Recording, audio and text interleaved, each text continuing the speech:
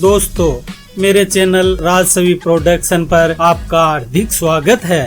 मेरे चैनल पर आपको अपने मनोरंजन के लिए विविध प्रकार की कहानियां मिलेंगी, जैसे हास्य,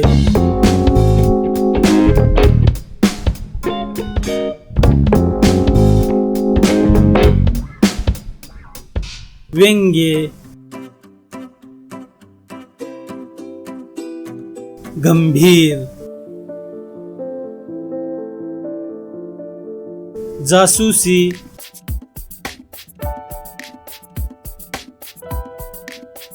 हॉरर, सस्पेंस,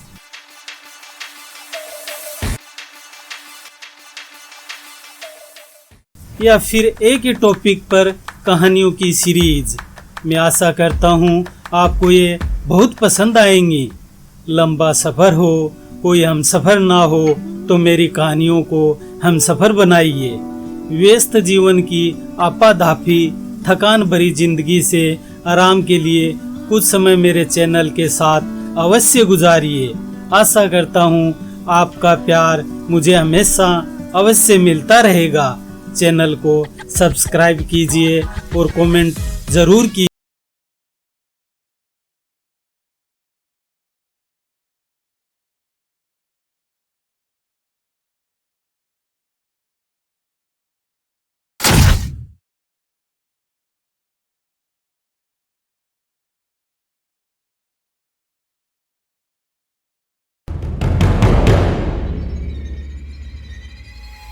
रामलाल रात के 12:30 बजे के करीब बस से भेरूपुरा गांव उतरता है।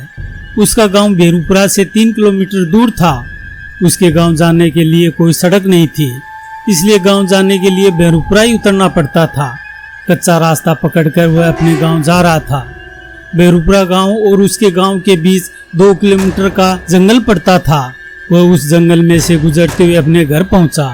उसकी मां ने दरवाजा खोला तो वह रामलाल को देखकर चौंक गई और फिर घबराते हुए उसने रामलाल से कहा, ये क्या हुआ तुम्हें? इतनी ठंडी के मौसम में भी तुम पसीने से भीगे हुए हो और थर थर कांप भी रहे हो।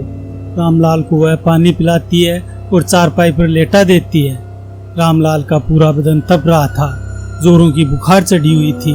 रामलाल का दिल जोर जोर से धड़क रहा था। उसकी माँ ने कहा, बेटा तुम्हें क्या हुआ है? तुम्हारी ऐसी हालत क्यों हो गई? रामलाल सुनी सुनी नजरों से कुछ देर तक इधर उधर देखता है और थोड़ी राहत महसूस करता है। फिर वह अपनी माँ को जो अपने साथ हुआ वो बताता है। जब मैं भेरूपुरा गांव से आ रहा था तब जंगल में कुछ ही दूर चला था कि मेरे साथ साथ एक परछाई चल रही थी। मैंने सोचा यह तो मेरी परछाई होगी, लेकिन जैसे जैसे आगे बढ़ा वह परछाई बड़ी होती गई। मैंने इधर उधर देखा मगर मुझे कोई नजर नहीं आया। दूर दूर तक चांद की रोशनी में साफ साफ दिख रहा था। फिर अचानक से किसी ने मुझे धक्का मारा। मैं गिर गया और उठकर पीछे देखा तो कोई नहीं था। मैं और डर गया और फिर मैं घर की तरफ चल पड़ा। थोड़ी दूर पहुंचा था कि रास्ते के बाजू में एक भेड़ का बच्चा मिमिया रहा था।